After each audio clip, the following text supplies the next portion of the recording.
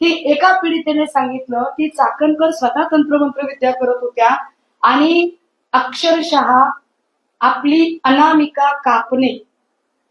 आता हे अनामिका कापणे हे काय प्रकरण आहे हे मला माहित नव्हतं. मी त्याची जरा माहिती काढायचा प्रयत्न केला तेव्हा मला त्याची जी माहिती मिळाली ती फार धक्कादायक आहे. मी त्याची कॉपी काढून आणली आहे. अनामिका कापतात, कशासाठी कापतात बघा. ती तंत्रमंत्र विद्येमध्ये हाताची अनामिका अत्यंत महत्वाची मानली जाते, कारण ती सूर्य आणि शुक्र ग्रहाशी संबंधित असून ऊर्जा वहनाचे मुख्य केंद्र आहे.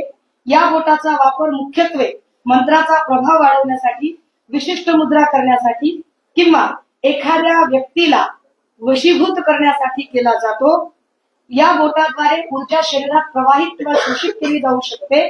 कशी तर परत तंत्रमंत्र विद्येच्या लोकांनी सांगितलंय की हे बोट सूर्य म्हणजे यश आणि शुक्र म्हणजे आकर्षण यांच्याशी जोडलेले आहे, ज्यामुळे मंत्रोच्चाराद्वारे एखाद्याला आकर्षित करणे आणि यश प्राप्त करणे असा या तंत्रमंत्र विद्येचा अर्थ आहे. त्यांनी सांगितलं की ताई हे विशिष्ट वेळेला करतात. कधी करतात? हे सोमवती अमावस्येला करतात. हे सोमवती, आम्हाला इतकं काही त्याच्यातलं नॉलेज माहित नव्हतं. आणि मग एक फोटो एका माऊलीने पाठवला, याचा स्क्रीनशॉट बघा, याच्यात तारीख आहे खाली 12 सप्टेंबर 2024. फोटो जर नीट, मी आपल्या सगळ्यांना याची सॉफ्ट कॉपी देईन. इथे एक मोठं बँडेज दिसतंय, चाकणकरांच्या अनामिकेला एक मोठं बँडेज आहे. मी याच्या अलीकडचा पण एक फोटो आहे 9 सप्टेंबरचा. 9 सप्टेंबरला ते एका कार्यक्रमात बोलताना दिसतात आणि या सगळ्यांचा सारखा आहे. हे बघा, इथे सुद्धा बँडेज आहे. हा 9 सप्टेंबरचा फोटो आहे, हा 12 सप्टेंबरचा फोटो आहे. मला कळेना की हा सप्टेंबरचा दिवस कसा आहे.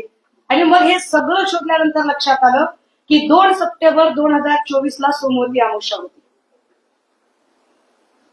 ज्या बाईंना महिला आयोगाच्या अध्यक्षपदी बसवलेलं आहे त्या बाई 2 सप्टेंबर 2024 ला सोमवती अमावस्येच्या दिवशी स्वतःची अनामिका कापून अशा पद्धतीची तंत्रमंत्र विद्या करतात असं पीडित महिला सांगतात. आणि ही जखम किती दिवस होती, म्हणजे जखम किती मोठी असू शकते बघा. याच्यात तारखा आहेत, कारण हे स्क्रीनशॉट सकट आहे.